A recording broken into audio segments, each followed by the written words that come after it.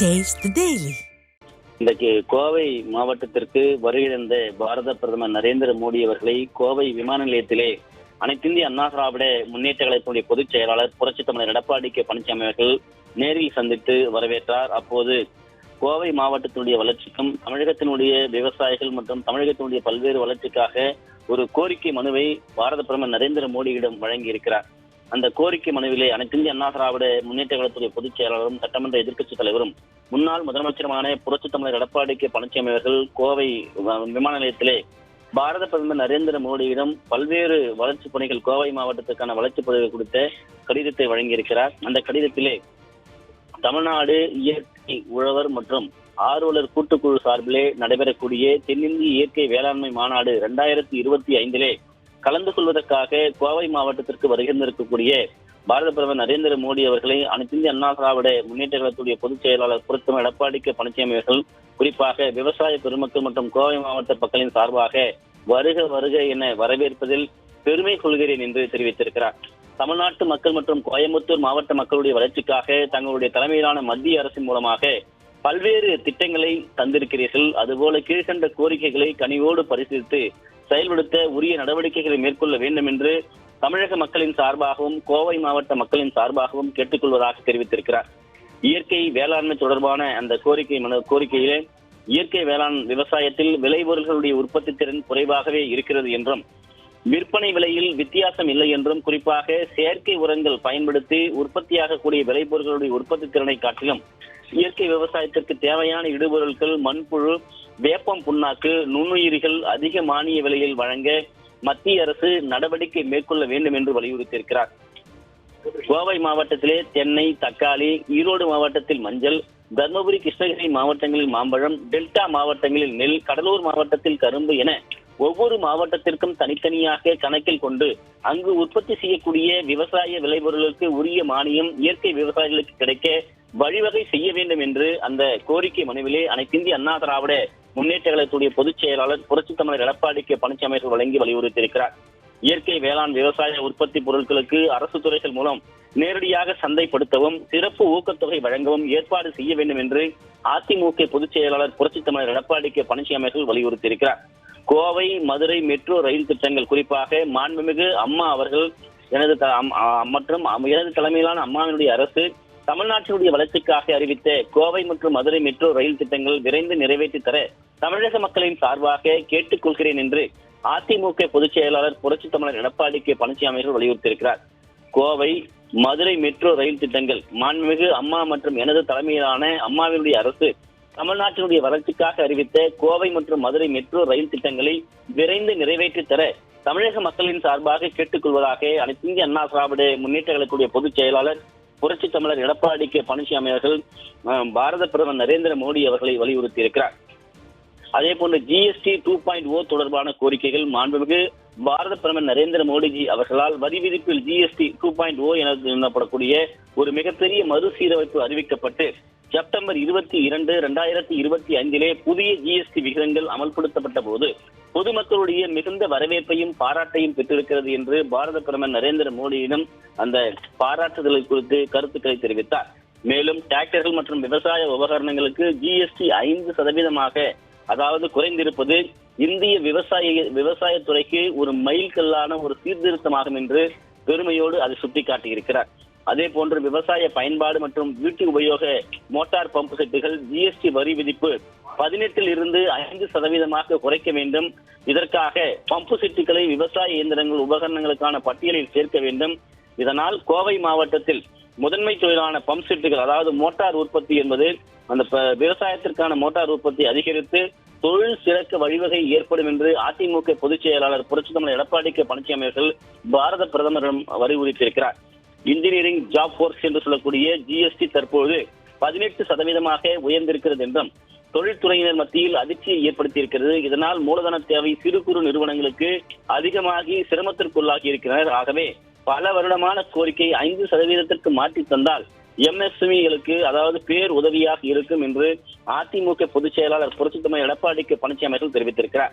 மறுசுழற்சி பிளாஸ்டிக் மற்றும் eco friendly என்று சொல்லக்கூடிய பொருட்களுக்கான GST குறைப்பு குறித்து அதாவது மறுசுழற்சி பயன்படுத்தக்கூடிய பிளாஸ்டிக் கழிவுகள் வாங்க தற்போது ஜிஎஸ்டி 18% உள்ளதையும் 5% குறைக்கவும், மேலும் அதிலிருந்து உற்பத்தி செய்யக்கூடிய பொருட்களுக்கு 10% ஜிஎஸ்டியை 5% குறைக்க வேண்டும் என்று பாரத பிரதமரிடம் அதிமுக பொதுச் செயலாளர் புரட்சி தமிழர் எடப்பாடி கே பழனிசாமி அவர்கள் வலியுறுத்தியிருக்கிறார்.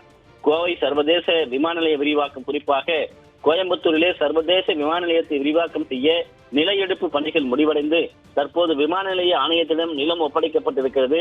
விமான நிலைய விரிவாக்க பணிகள் விரைந்து மேற்கொள்ள உரிய நடவடிக்கைகள் எடுக்க வேண்டும் என்று பாரத பிரதமர் அவர்களை அனைத்து இந்திய அண்ணா திராவிட முன்னேற்ற கழகத்துடைய பொதுச் செயலாளர் புரட்சி தமிழர் எடப்பாடி கே பழனிசாமி அவர்கள் கேட்டுக்கொண்டிருக்க வலியுறுத்தி இருக்கிறார். கோவை ராமேஸ்வரம் ரயில் பாதையை மீண்டும் இயக்க அனைத்து இந்திய அண்ணா திராவிட முன்னேற்ற கழகத்துடைய பொதுச் செயலாளர் புரட்சி தமிழர் எடப்பாடி கே பழனிசாமி அவர்கள் பாரத பிரதமர் நரேந்திர மோடியிடம் கோரிக்கை வைத்திருக்கிறார். இந்த கோரிக்கையில் கோயம்புத்தூர் ரயில் நிலையம் முதல் ராமேஸ்வரம் வரை, அதாவது போத்தனூர், பொள்ளாச்சி, உடுமலை, பழனி, திண்டுக்கல் வழியாக சென்று கொண்டிருந்த ரயில் மீட்டர் கேஜாக இருந்தது. அதனை அகலப்பாதையாக மாற்றுவதால் நிறுத்தப்பட்டு இன்னமும் கூட இயக்கப்படாமல் இருக்கிறது என்பதை சுட்டிக்காட்டியிருக்கிறார். அதே நேரத்திலே அகல ரயில் பாதை பணிகள் முடிவடைந்த நிலையில் மீண்டும் ரயில்கள் இயக்க நடவடிக்கை மேற்கொள்ளுமாறு கோயம்புத்தூர் மாவட்ட மக்களின் சார்பாக கேட்டுக்கொள்வதாக அனைத்து இந்திய அண்ணா திராவிட முன்னேற்ற கழகத்துடைய பொதுச் செயலாளர் புரட்சி தமிழர் எடப்பாடி கே பழனிசாமி அவர்கள் பாரத பிரதமர் நரேந்திர மோடி அவர்கள் வலியுறுத்தியிருக்கிறார். கோவை பெங்களூரு இடையான இரவு ரயில் இயக்க கோரிக்கை வைத்திருக்கிறார். அந்த கோரிக்கையிலே கோயம்புத்தூர் மற்றும் பெங்களூர் மாவட்டங்களுக்கு இடையே, அதாவது வார இறுதி நாட்களில் பயணிகள் அதிகம் பயணம் மேற்கொள்கின்றனர் என்று குறிப்பிட்டிருக்கிறார்.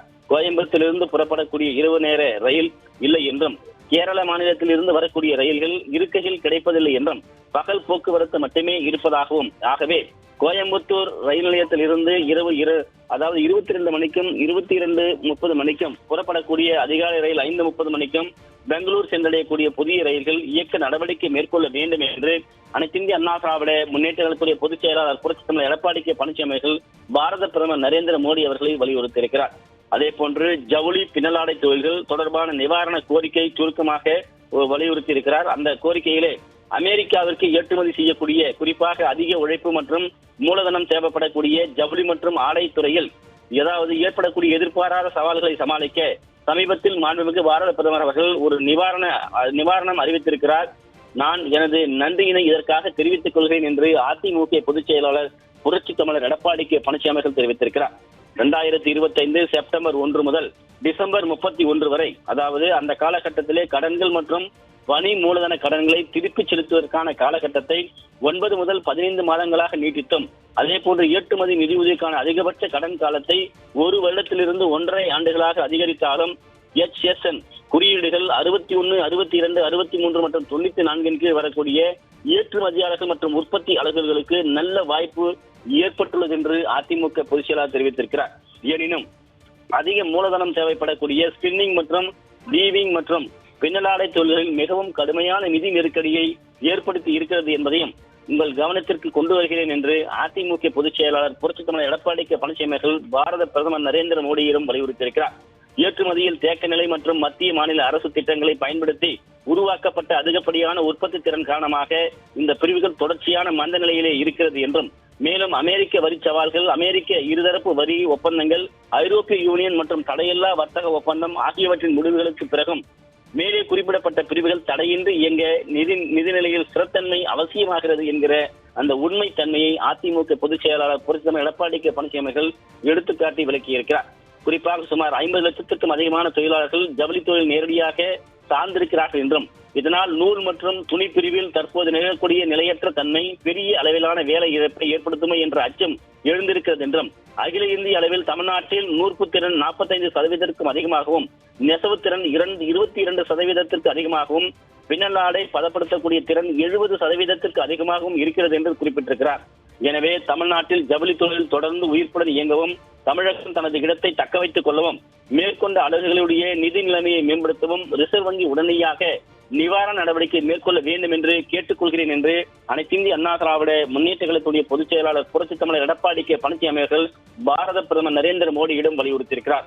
எனவே RBI அறிவிப்பு எண், அதாவது 2025-26 96 அந்த எண்ணினுடைய அளவுப்படி 14/11/2025 இருக்கக்கூடிய இணைப்பில் HSN குறியீடுகள் 52, 54, 55 மற்றும் 60 ஆகியவற்றை சேர்ப்பதன் மூலமாக நூற்பு, நெசவு, விசைத்தறி, பின்னல் மற்றும் பதப்படுத்துதல் தொழில் பிரிவுகளுக்கு நன்மைகளை ஏற்படுத்துமாறு கேட்டுக்கொள்வதாக அனைத்திந்திய அண்ணா திராவிட முன்னேற்ற கழகத்துடைய பொதுச் செயலாளர் புரட்சித் தலைவர் எடப்பாடி கே பழனிசாமி அவர்கள் பாரத பிரதமர் நரேந்திர மோடியிடம் தமிழகம் மற்றும் கோவை உள்ளிட்ட தமிழகத்தினுடைய பல்வேறு மாவட்டங்களுக்கான பல்வேறு தேவைகளை வலியுறுத்தி அந்த மனுவிலே அளித்திருப்பது குறிப்பிடத்தக்கது.